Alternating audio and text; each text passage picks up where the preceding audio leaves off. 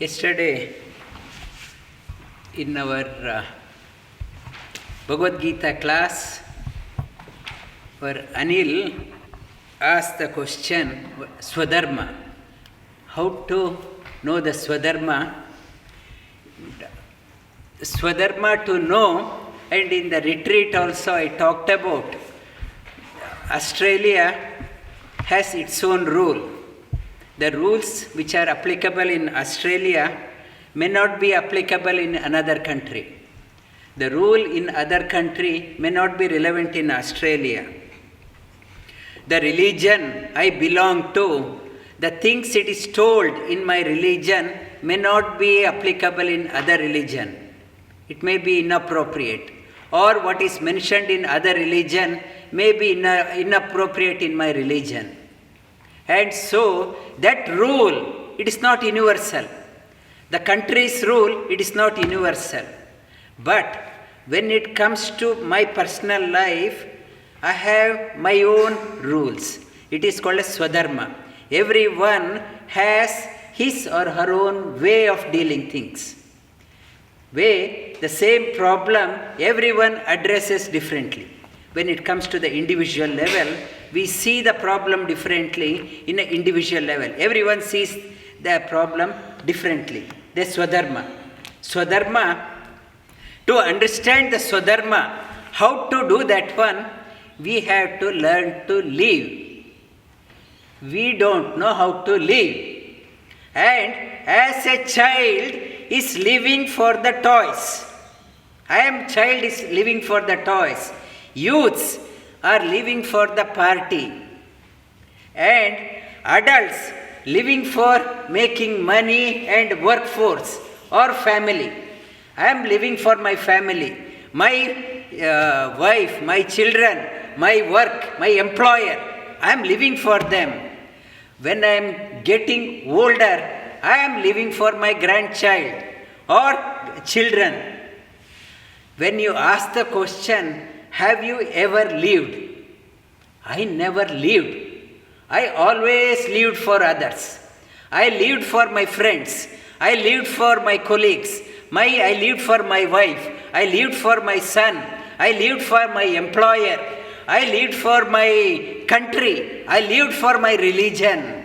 If anyone asks, have you lived for yourself? No. I never lived for myself ever. I am always living for others. When I am living for others all the time, though I may be 60 years, though I may be 70 years, 80 years, not a single day I lived for myself. All through, when I am living for others, and how do I know my Svadharma? How can I understand my Svadharma when I don't live for myself? And somebody asked the question in retreat, living for yourself, is it not selfish? It is not selfish. It is selfful. It is not selfish, it is selfful. When you are living for yourself, if you cannot live for yourself, how can you live for others?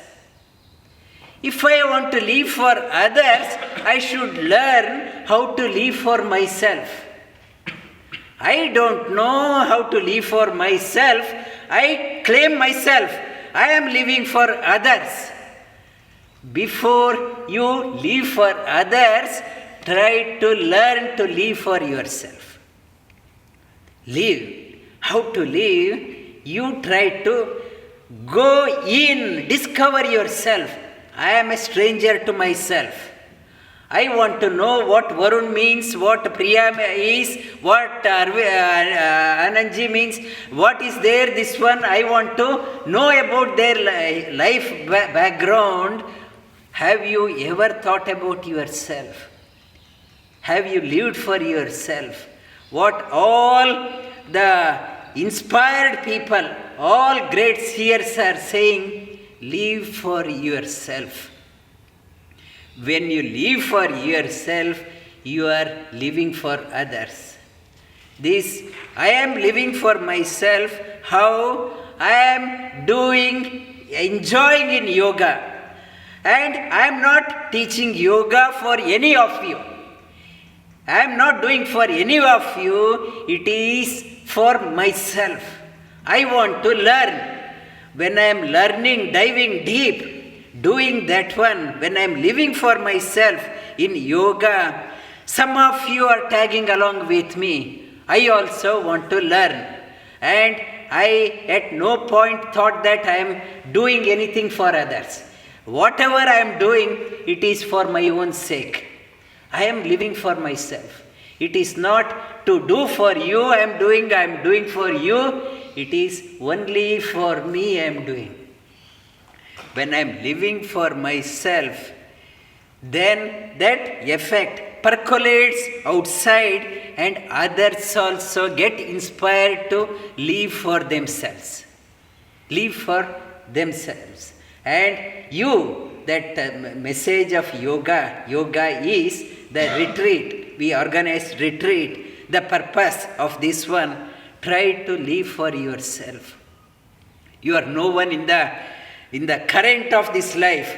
So many billions have come, hundreds, thousands of years.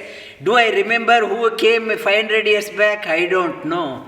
Everyone like a flash came and gone.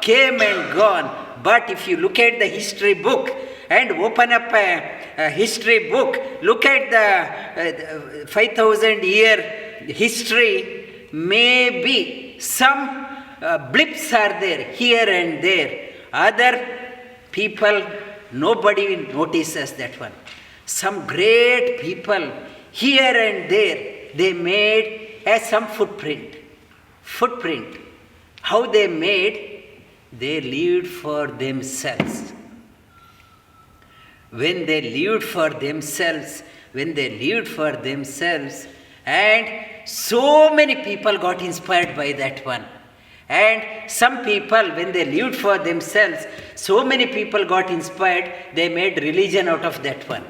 It is not the purpose of that person living for himself or herself.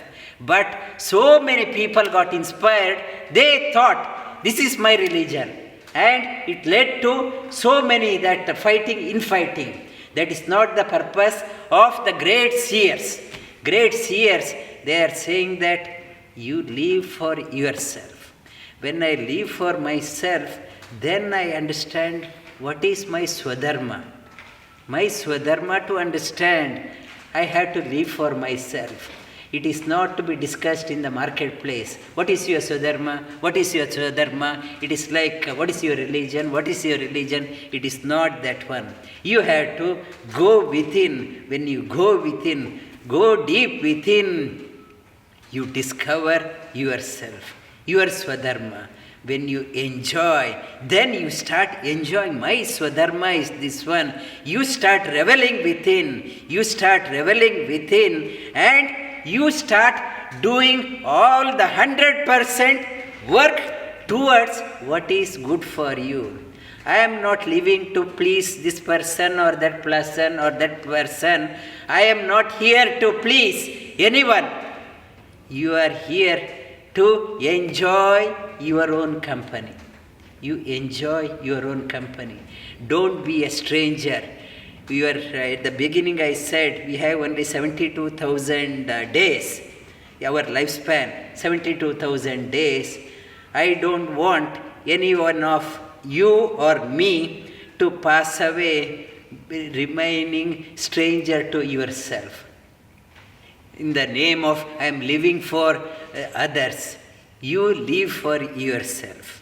And when you start living for that one, in the boatman will be always there. When you are living for yourself, the boatman, you are living alone in the company of the boatman.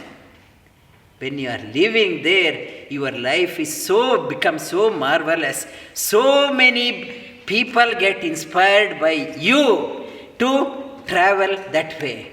And the message of yoga, message of this year, Plava Samvatsara, we are travelers in a boat.